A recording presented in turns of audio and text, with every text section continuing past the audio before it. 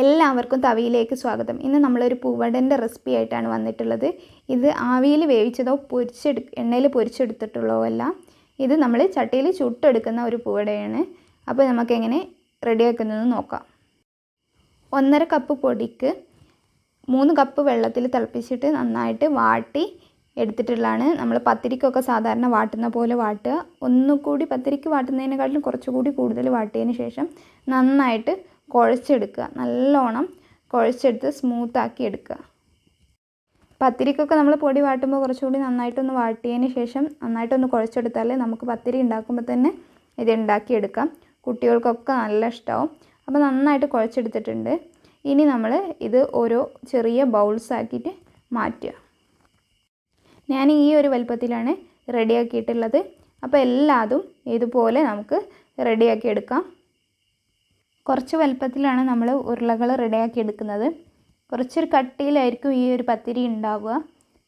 നമ്മൾ സാധാരണ ഒരു നൈസ് പത്തിരിയല്ല. അപ്പോൾ ബൗൾസൊക്കെ റെഡിയാക്കി എടുത്തിട്ടുണ്ട്. നമുക്ക് ഇതിൻ്റെ ഉള്ളിലുള്ള ഫില്ലിങ് റെഡിയാക്കി എടുക്കാം. അരമുറി തേങ്ങയിലേക്ക് ശർക്കര ചേർക്കുക. നിങ്ങൾക്ക് ഇഷ്ടമുള്ള അളവിനനുസരിച്ച് മധുരത്തിനനുസരിച്ച് നിങ്ങൾ ചേർത്ത് കൊടുക്കുക. ഇനി നമുക്ക് പത്തിരികൾ ഓരോന്നായിട്ട് പരത്തിയെടുക്കാം. നമ്മൾ ഈ പ്രസ് ചെയ്ത് വെച്ചതിന് ശേഷം കുറേ നേരം വെച്ചിട്ടുണ്ടെങ്കിൽ അത് ഉണങ്ങിപ്പോവും. അതുകൊണ്ട് നമ്മൾ പ്രസ് ചെയ്ത് ഉടനെ തന്നെ ഫില്ല് ചെയ്ത് ചുട്ടെടുക്കാനുള്ള ഒരു രീതിക്ക് ഇത് റെഡിയാക്കി എടുക്കുക. അപ്പോൾ ഈ ഒരു സൈസിലാണ് ഞാൻ പരത്തിയെടുത്തിട്ടുള്ളത്. ഇനി ഇതിൻ്റെ ഉള്ളിലേക്ക് നമുക്ക് ഫില്ലിങ് വെച്ച് കൊടുക്കാം. നല്ല കൂടുതലായിട്ട് നിറക്കരുത്. ഒരു പൊട്ടുന്ന രീതിയിൽ നിറച്ചിട്ടുണ്ടെങ്കിൽ പിന്നെ നമ്മൾ പൂവട പെർഫെക്റ്റ് ആയിട്ട് കിട്ടില്ല. ഈ ഒരു ഭാഗത്താണ് നമ്മൾ നല്ലോണം ശ്രദ്ധിക്കേണ്ടത്. ഈ അറ്റങ്ങൾ ഒട്ടിച്ച് കൊടുക്കുമ്പോൾ നമ്മൾ വിരലിൻ്റെ ഒരു ചെറിയ സൈഡ് പിടിച്ചിട്ട് പത്തിരിയുടെ ആ ചെറിയ അറ്റത്ത് ജസ്റ്റ് ഒന്ന് ഇങ്ങനെ ഉള്ളിലേക്ക് പ്രസ് ചെയ്ത് കൊടുക്കുക. മെല്ലെ ഉള്ളിലോട്ട് പ്രസ് ചെയ്ത് കൊടുക്കുക. അല്ലാത്ത രീതിയിലൊന്ന് നമ്മൾ ഇത് ചെയ്തിട്ടുണ്ടെങ്കിൽ ഒരു റെഡി ആയിട്ട് പെർഫെക്റ്റ് ആയിട്ട് കിട്ടില്ല. ഇങ്ങനെ ആയിട്ടുണ്ടെങ്കിൽ എങ്ങനെ വന്നാലും പൊട്ടുകയില്ല. നല്ല കറക്റ്റായിട്ട് നമുക്ക് കിട്ടുകയും ചെയ്യും.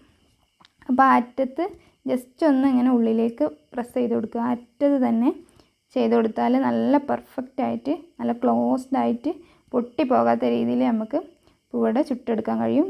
മറ്റുള്ള രീതിയിലൊക്കെ ആയാൽ നമ്മൾ പൊട്ടി പോവുകയൊക്കെ ചെയ്യും. അപ്പോൾ നമ്മളെ പൂവട ഓരോന്നായിട്ട് നമ്മൾ റെഡിയാക്കി എടുത്തിട്ടുണ്ട്. ഇനി നമുക്ക് ചുട്ടെടുക്കാം. ഒരു പാൻ ചൂടായതിന് ശേഷം അതിൽ വെച്ച് കൊടുക്കുക. എന്നിട്ട് നമ്മൾ പത്തിരിയൊക്കെ ചുട്ടെടുക്കുന്ന പോലെ തന്നെ ഓരോ സൈഡും അങ്ങോട്ടും ഇങ്ങോട്ടും മറച്ചിട്ട് കൊടുത്തുകൊണ്ട് ചുട്ടെടുക്കുക. പത്തിരി ഉണ്ടാക്കുന്ന അതേപോലെ തന്നെ അതിൻ്റെ ഉള്ളിൽ ഒരു ഫില്ലിങ് വരുന്നു എന്നുള്ളൂ. പക്ഷേ ഇതിനൊരു പ്രത്യേക ടേസ്റ്റാണ്.